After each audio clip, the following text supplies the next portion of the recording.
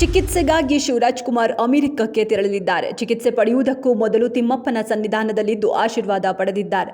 ಇಡೀ ಕುಟುಂಬದ ಜೊತೆ ತೆರಳಿ ಮುಡಿಕೊಟ್ಟಿದ್ದಾರೆ. ಅವರು ಸಂಪೂರ್ಣ ಚೇತರಿಕೆ ಕಂಡ ಬಳಿಕವೇ ನಟನೆಯತ್ತ ಗಮನ ಹರಿಸಲಿದ್ದಾರೆ. ದೇಶದಲ್ಲಿ 85 ಹೊಸ ಕೇಂದ್ರೀಯ ವಿದ್ಯಾಲಯ ಸ್ಥಾಪನೆಗೆ ಅಸ್ತು, 28 ನವೋದಯ ಶಾಲೆಗಳ ಸ್ಥಾಪನೆಗೂ ಕೇಂದ್ರ ಸಚಿವ ಸಂಪುಟ ಅನುಮೋದನೆ. ಶಿವಮೊಗ್ಗ ಕೇಂದ್ರೀಯ ವಿದ್ಯಾಲಯ ವಿಸ್ತರಣೆಗೆ ಕ್ರಮ, ಸಚಿವ ಪ್ರಹ್ಲಾದ್ ಜೋಶಿ ಮಾಹಿತಿ.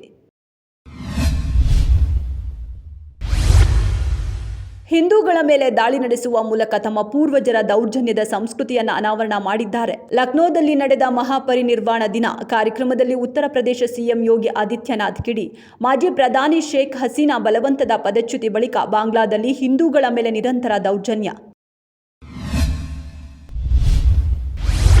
ಮೂಡಾ ಹಗರಣದ ಕುರಿತು ವಕೀಲ ರವಿಕುಮಾರ್ ಅವರು ಪ್ರಧಾನಿ ನರೇಂದ್ರ ಮೋದಿಗೆ ದೂರು. ಮೂಡಾ ಮಾಜಿ ಆಯುಕ್ತರಾದ ದಿನೇಶ್ ಮತ್ತು ಡಿಬಿ ನಟೇಶ್ ವಿರುದ್ಧ 100 ಕೋಟಿ ರೂಪಾಯಿಗೂ ಅಧಿಕ ಆರ್ಥಿಕ ನಷ್ಟ ಉಂಟು ಮಾಡಿದ ಆರೋಪ.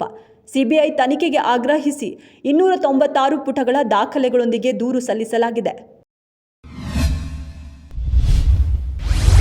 ಹೈದರಾಬಾದ್ ಸಂಧ್ಯಾ ಥಿಯೇಟರ್ನಲ್ಲಿ ಭಾರೀ ದುರಂತ. ಥಿಯೇಟರ್ನಲ್ಲಿ ಕಾಲ್ತುಳಿತಕ್ಕೆ ಸಿಲುಕಿ ರೇವತಿ ಎಂಬ ಮಹಿಳೆ ಜೀವ ಕಳೆದುಕೊಂಡಿದ್ದಾರೆ. ಸಂತ್ರಸ್ತ ಕುಟುಂಬಕ್ಕೆ ಎಲ್ಲಾ ರೀತಿಯ ನೆರವು ನೀಡುವ ಭರವಸೆ. ಶೀಘ್ರದಲ್ಲೇ ನೊಂದ ಕುಟುಂಬವನ್ನ ಭೇಟಿ ಮಾಡಿ ನನ್ನ ಪರವಾಗಿ ರೇವತಿಯವರ ಕುಟುಂಬಕ್ಕೆ 25 ಲಕ್ಷ ರೂಪಾಯಿ ನೀಡುವೆ ಎಂದ ಬನ್ನಿ.